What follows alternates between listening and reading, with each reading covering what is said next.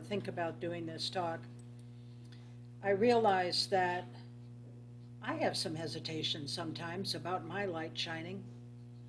You know, is it dim? Is it bright? Is it pointed in the right direction? Does it have the right motivation? Why? How come? What for? And I can't help but wonder if maybe you don't do that same thing. That maybe you're not thinking that, hey, wait a minute, what about my value? Am I good at this?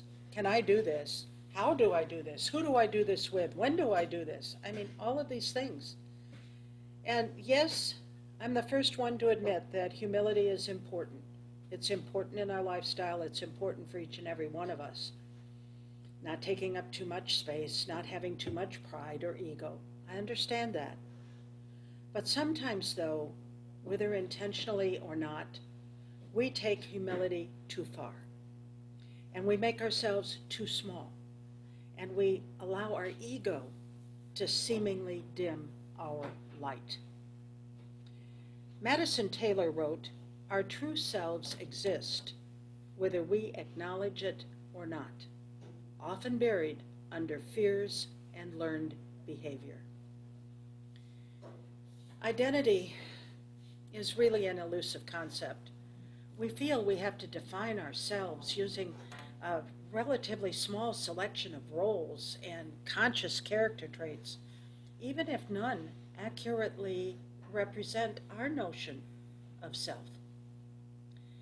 The confusion surrounding our true nature appears to be further compounded by the fact that society regularly asks us to suppress so much of our emotional, intellectual, creative, and spiritual vibrancy. You know, I remember being a kid in grade school and being told, well, you're never going to be an artist, you're never going to be able to paint anything, you're never going to be able to sing out loud. I mean, the list went on and on where my creativity was concerned. And then, of course, my dad telling me I'd always have a job if I could learn how to type. Now, when you take these things in, when you really take a look at these, I bet I'm not the only one that had some of that programming as a kid. I'm probably not the only one that still holds on to it a little bit. I think I've shared with you how that it took Prem Vidu and the Band of Now for me to sing out loud with that microphone rather than mouth the words. You know, it's interesting how, yes, we are beings of light. Yes, we are pure energy in a physical body, but our true selves exist. Whether we acknowledge them or not, they exist. We cannot put that light out, no matter how hard we try to, or somebody else may have programmed us to try to. When we recognize our power, when we affirm our luminosity, when we acknowledge our divinity, we cannot help but live authentic lives. Lives of appreciation, lives of potential, lives of fulfillment, creativity, and grace. At birth and throughout our childhood, our thoughts and our feelings were more likely expressions of our true self. Though we may have learned quickly that to speak and to act in a certain fashion would win us others' approval. However, even though I learned that as a kid, even though I learned that as a teenager, even though I learned that as an adult, I remembered that there was more to my story. We may find it difficult to separate our true identity from the identity that we have created in order to cope with the world around us. And once that wonderful sense of wholeness within us is there and we acknowledge that spiritual aspect, then we have to look at everything differently. And it's not so much that we have to, it is as though we want to. And we gradually adjust to that developing unity of our role as being the light, that actually can contribute to building a better world, being the light that can share creativity in a variation of ways, and that, yes, we have a destiny to fulfill, and a light to shine. Marianne Williamson said, "Your playing small doesn't serve the world. There's nothing enlightening about shrinking so others won't feel insecure around you. As you let your own light shine, you indirectly give others permission to do the same." So, what will it take for us to truly let our light shine? We have to begin with a willingness. We have to begin to explore the challenges of finding and cultivating and sharing our light. We have to ask ourselves, how do we achieve balance in expressing who we are, sharing our truth? And each one of us has an individual perspective of that truth to share. Yes, the basic truth is truth, but coming through us, it has its own variation, its own truth. And when we share that, we can affirm that others will do so too, because of our example, because of our willingness. We have to ask ourselves, how do we achieve a balance in expressing who we are and sharing our truth, while letting go of expectations and practicing self-acceptance? The more that we allow ourselves to do that, the more we will help others to do the same. When questioning our inner light, doubting in its loving vibration and energy, I believe the most important thing for us to do is return to God's toolbox and bring out honesty. I think honesty is very important for us to look at when we are questioning these things, when we have a hesitation about these things. In A Course in Miracles, we are taught that we are called to choose for all mankind, for all the world, and all things in it. It kind of makes you take a deep breath and step back a minute, doesn't it? Well, I agree. However, I believe that we must begin with being honest in who we are. So, I have to ask you, are you willing? Are you willing to honestly accept and affirm who you are? We begin that process by trusting and acknowledging. As A Course in Miracles says, our uncertainty about our true self, what we are, is self-deception. On a scale so vast, its magnitude can hardly be conceived. Yes, that seems like a lot to take in. I'm the first one to admit it. But to the degree to which we align ourselves with loving truth principles, with our divine gifts, we will renew those gifts within our nature, and we will be able to fulfill the measure of our creation. Let me say it again. You've all heard me say it many times. We are not human being having a spiritual experience. We are a spiritual being having a human experience. We're called to be honest about the real power of our mind, admitting that our mind is much more powerful than many of us have been told over the years, than we have believed over the years, more powerful than we have been telling ourselves. As we call forth our inner spiritual power, we tap into the divine energy, and we attain the love and the peace. And that love and that peace is the foundation for us, so that we can release any negativity, any fear-based thinking, replacing it with a consciousness of our true and unlimited creative energy. Now we can begin to be honest about our holiness. We can begin to be honest about the fact that we are here to be truly helpful because we are a blessing of love. Admitting to ourselves that our holiness is real, that we cannot be hidden in darkness, and that holiness certainly shines through any clouds that we have manifested around us, is an opportunity for us to recognize and understand that yes, you are the light of the world. Yes, you are made of pure love.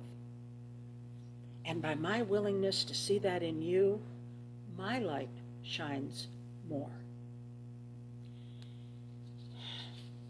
If you stop and think about it, how could our love not shine when we choose in perfect honesty? Now the reality is, as Albert Camus wrote, in the midst of hate, I found there was, within me, an invincible love. In the midst of tears, I found there was, within me, an invincible smile. In the midst of chaos, I found there was within me an invincible calm.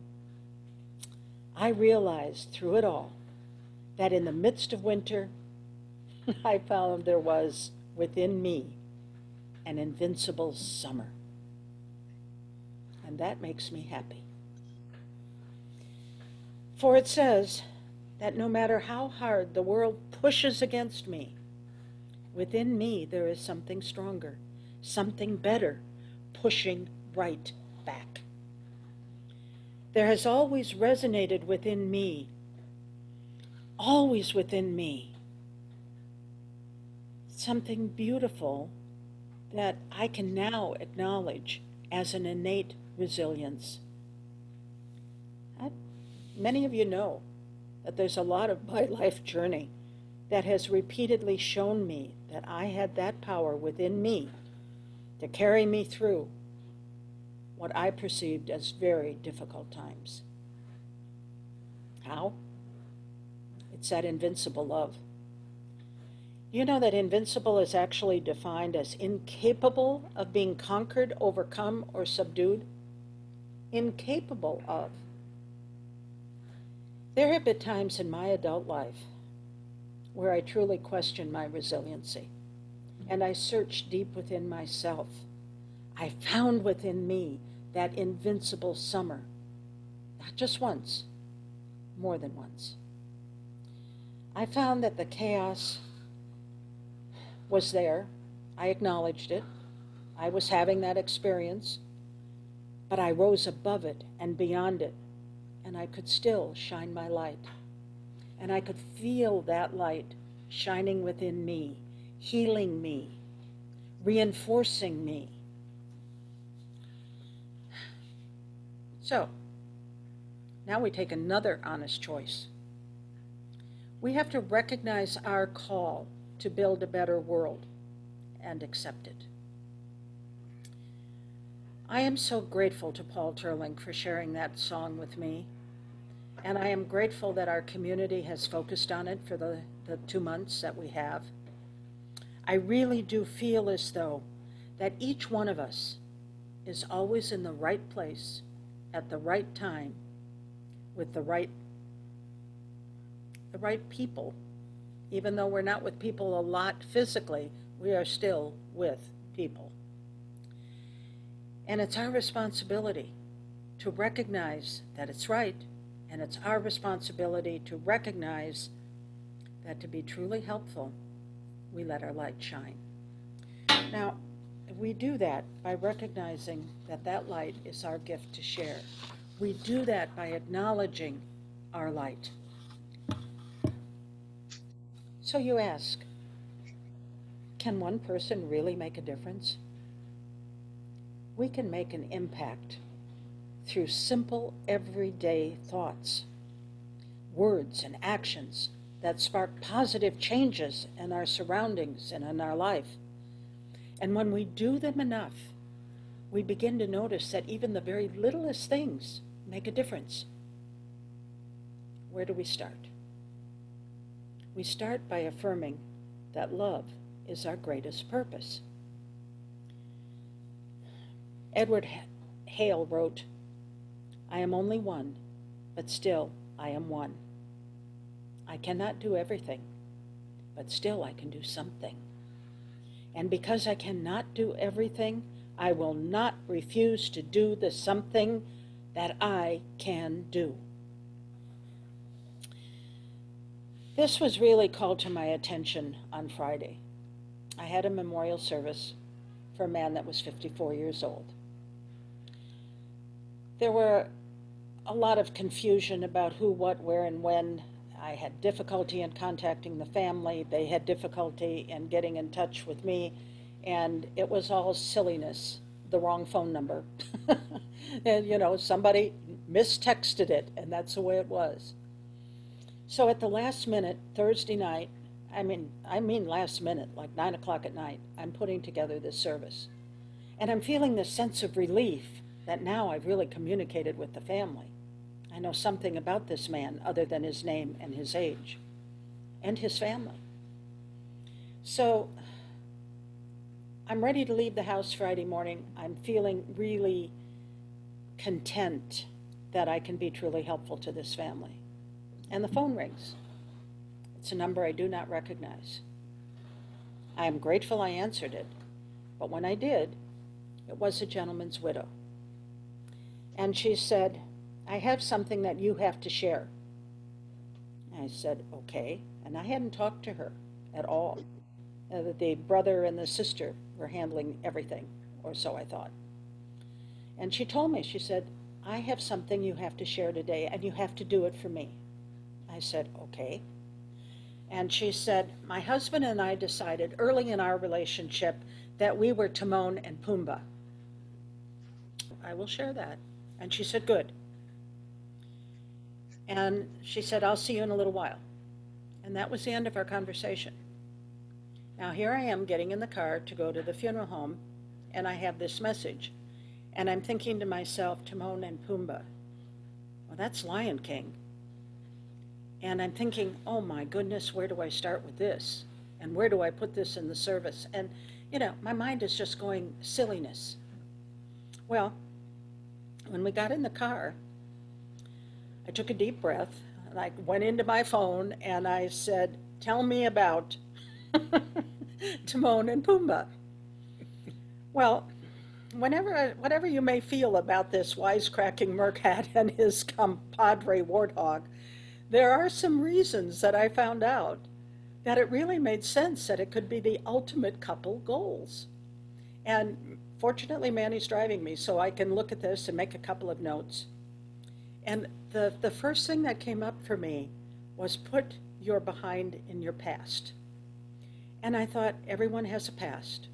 A wonderful partner will help you let go, will cope, it'll teach you and share with you to cope and to move forward.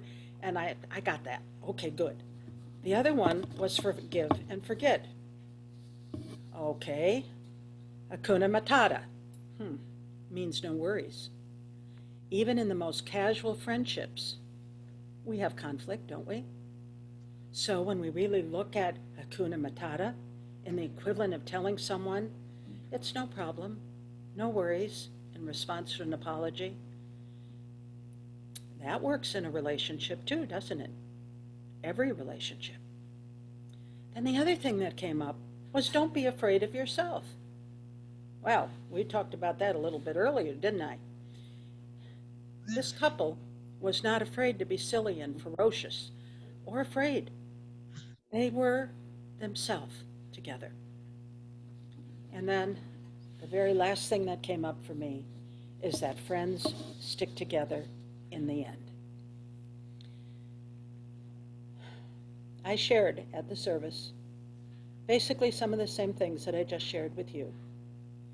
And then after the service, I went up and I thanked the lady for bringing this to my attention, telling her how much I appreciated her and her husband sharing this relationship. I also told her that Manny and I had decided that we were going to watch The Lion King Sunday afternoon, and we are planning on doing that. And I thought to myself, wow, Pumbaa and Timon, maybe that is Manny and I. And if it's not, maybe we should draw on that a little bit more. But when I told her that, she had this big smile. I could see it through the mask and everything. I really could. Her eyes watered, yes. And she said, nobody could have shared better about my husband and I than you did. Thank you. And I thought, her light is shining. And I thought, mine is too. And this is what we have to understand, that sometimes it's a last-minute thing that we are called to do, and sometimes it's something we can plan for, and sometimes it is just right now. But we don't have to hesitate. We don't have to be fearful. We just need to move forward with that divine truth and that divine light that was within us. So what I'd like us to do is to reflect on that just a little bit, to give ourselves permission to take that in.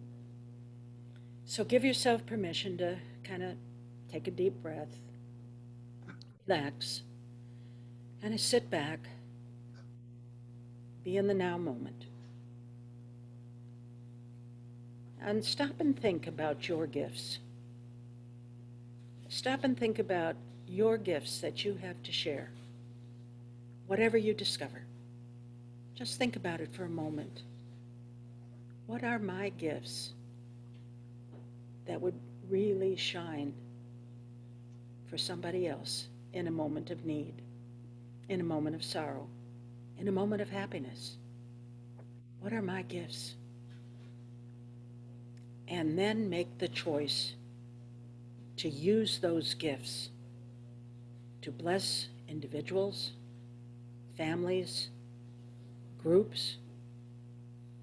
Give yourself permission to truly recognize and acknowledge that you can bless and build a better world. The mind's power, the strength of the hands, the reaches of the heart's love, the gift of speaking, listening, imagining, seeing, waiting. Any of these can serve to feed the hungry, bind up wounds, welcome the stranger, bless all that is holy, share equality, and offer love. All of these bring us to the attention, what will you do with your gifts? What will I do with my gifts? Choose to bless our world. The choice to bless the world is more than an act of will. It is a moving forward into the world with the intention to do good. And we can do that in thought and word and action. It does not have to be in the physical moment. I mean, you can do it in thought. You can do it in an act of recognition, in a confession of surprise, in a grateful acknowledgement.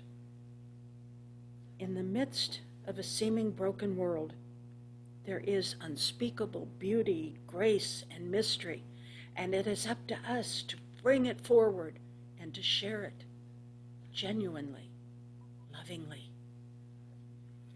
There is embrace and kindness that encompasses all life, even yours.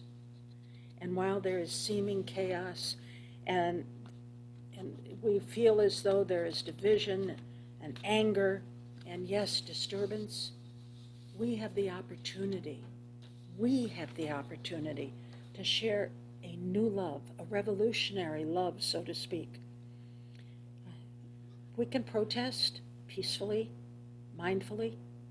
We can urge and we can insist, and yes, we can vote. All that is sacred, we can share in material world action. But in addition to that, we bless the world when we live our life in a gesture of gratitude for its beauty, for the one human race, for their call to us. The choice to bless the world can take us into solitude And in that solitude, we can welcome the sources of power, the sources of grace. We can acknowledge the ancient wisdom of our ancestors, the healing and the loving creativity that is within ourselves. The choice draws us deeper into our interfaith community and our community at large, and we can share our heritage, our legacy, our truth, our particular talents and gifts, as long as we focus on keeping our faith and trusting in that faith. Life can be a ritual. It can be a ritual of praise and gratitude. It affirms human relationship and friendship. It acknowledges the beauty of the planet Earth. And in addition to that, there is a chorus of life that welcomes us every time we center ourselves, every time we are patient within ourselves. No, none of us alone can save the world, but together, in thought and mind, in word and action, that's another possibility. Together, everyone achieves miracles. And so it is.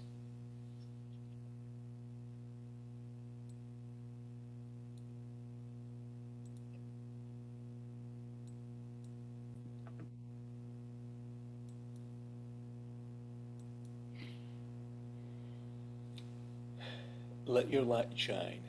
Thank you. Thank you so much.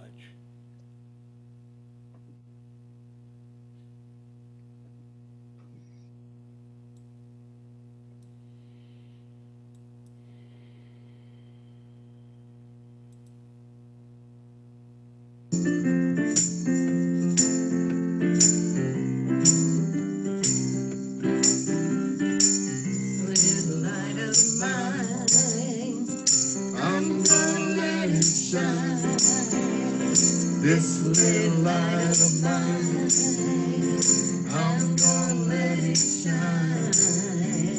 This little light of mine, I'm gonna let it shine. Let it shine, let it shine, let it shine. Everywhere I go, I'm gonna let it shine. Everywhere I go, I'm gonna let it shine. Everywhere I go, I'm gonna let it shine. Let it shine, let it shine, let it shine. All around the world, I'm gonna let it shine.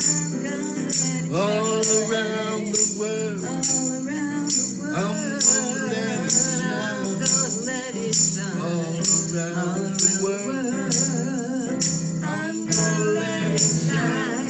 Let it shine, let it shine, let it shine. One more time. This little light of mine, I'm gonna let it shine. This little light of mine, I'm gonna let it shine. This little light of mine, I'm gonna let it shine. Let it shine, let it shine, let it shine. Let it shine, let it shine, let it shine.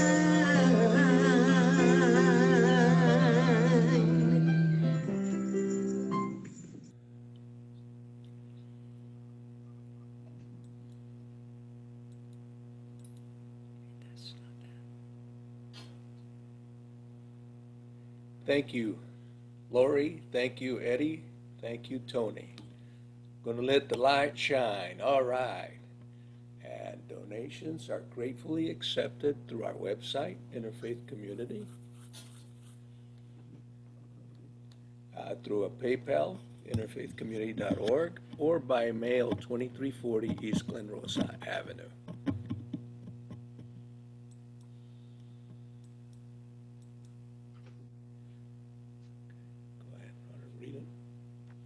We make a living by what we get, but we make a life by what we give. By what we give is how we shine our light. So take your check, put it on your heart. It's $1 million check. Yes, and yes, again. That's $1 million check, right? So divine love flowing through me blesses and multiplies all that I'm willing to give and all that I'm open to receive. Thank you so much. Thank you for all that you give. We really appreciate it. Thank you for being here. I'd like you to join us this evening at 7:30 if that works for you. It's a wonderful time of prayer and music and meditation. And we'll take your prayer requests at that time as well as do our community prayer at 8 o'clock. So join us if it works. And then, of course, tomorrow morning is the spiritual interpretation of Scripture that is shared by Sharonda. And if you haven't read the book, join anyway. It is a wonderful opportunity to really look at Scripture from a metaphysical perspective. Our Course in Miracles groups are still meeting on Tuesday nights and Wednesday afternoon, and all are welcome. If you know anybody that would like an introduction, I'm willing to do a 3-session introduction at times that are mutually convenient. So please have them contact me and recognize that indeed, as Lesson 61 says, I am the light of the world. Thursday morning is our gratitude sharing with Chaplain Cindy. And yes, we do laugh a lot during that time, and we focus on giving thanks. Please do join us for that if it works for you. Now we have a special event coming up on September 9th. We're going to do a sacred circle on Zoom in honor of Unity World Day of Prayer. And as a matter of fact, our drum team is meeting tonight, and we're going to be able to video that. So get your drums out. Wednesday, September 9th, you'll be able to drum along. And also, it's very important that you go ahead and submit your prayer requests. That can be done through our website.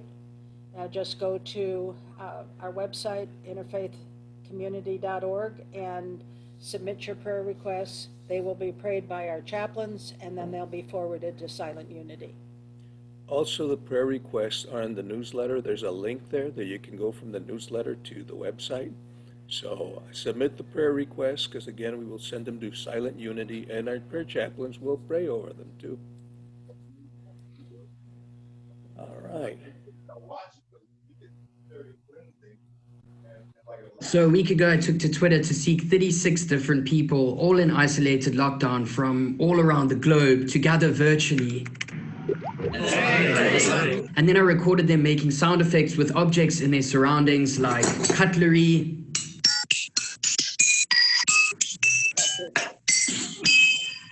their mouths,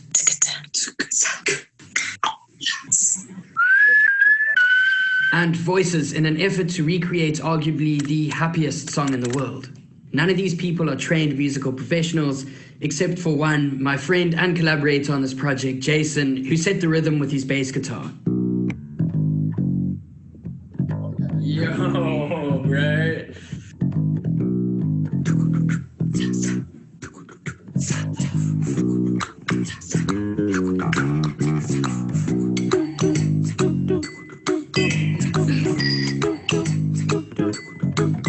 Don't worry, be happy.